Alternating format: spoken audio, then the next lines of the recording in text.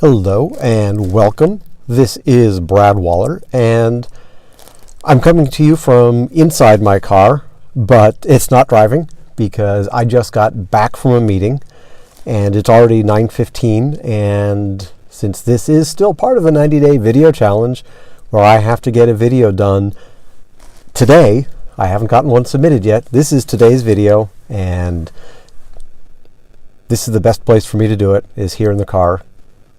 Since it's set up, I got lights, and I'm not disturbing anybody in the house. The meeting I just came from was really interesting. As a school board president, I was asked to meet with a group of parents. And I knew this was somewhat related to the school violence and March 14th and some of the other things that are going on, but it really was more than that.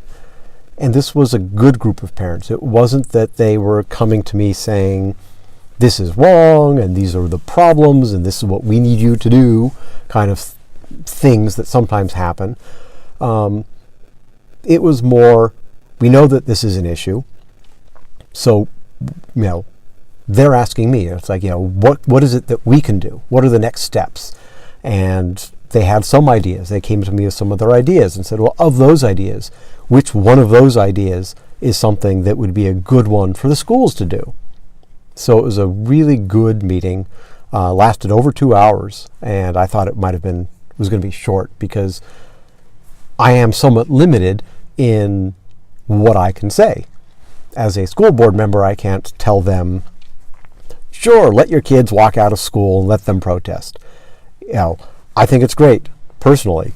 Not as a school board member. I personally think it's great the students want to do this and want to get their voices heard and make a difference, and by walking out of school it gets them noticed. So I understand that, and I really do support it. But as a school board member, I can't go tell them, hey, great, go do this, because really it's my responsibility to keep them safe and keep them in school and educate them. But at least I can inform them of consequences. For example, in our schools, if you leave school for this demonstration and don't come back before the next class starts, you'll get a tardy. And honestly, a tardy is no big deal. Nobody's going to not get into college because they had one tardy or one more tardy on their schedule. And then the other thing that would be a problem is if they left for this demonstration at 10 in the afternoon or 10 in the morning and never came back to school, that's a truancy. And that is something I told them. I said, let them know if they go off and make this demonstration, come back. Because if they do come back, worst case is a tardy.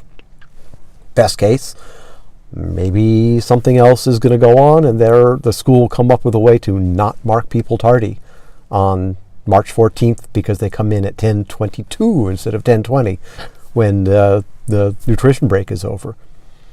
So there might be a way of getting out without having a tardy, but if you leave school and you're basically ditching, that's a whole other thing. So I was telling them that.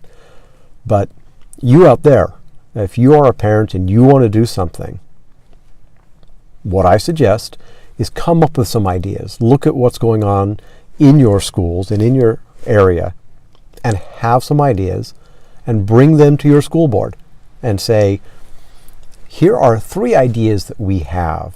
We understand there's budget complications and that this costs money, but these are the things that we think would make the most difference.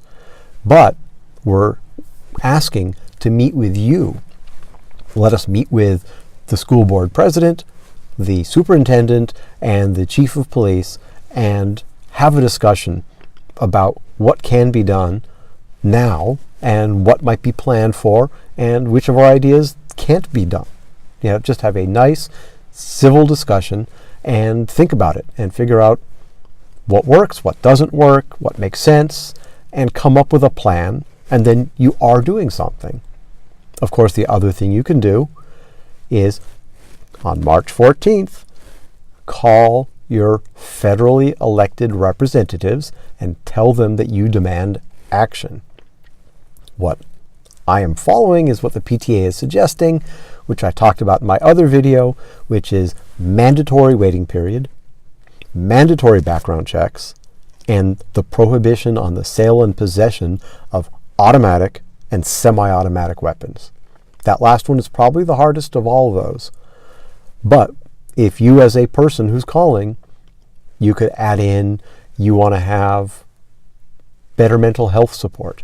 You can say that you want to have the ability to do research into gun violence. You can say that you want to have an electronic database, that you want to have guns regulated like cars, where you have to register it, you have to pay your tax registration on it, you have to have insurance, and you have to be inspected every year, 2 years, whatever it is. And that inspection for owning a gun probably relates back to that mental health question.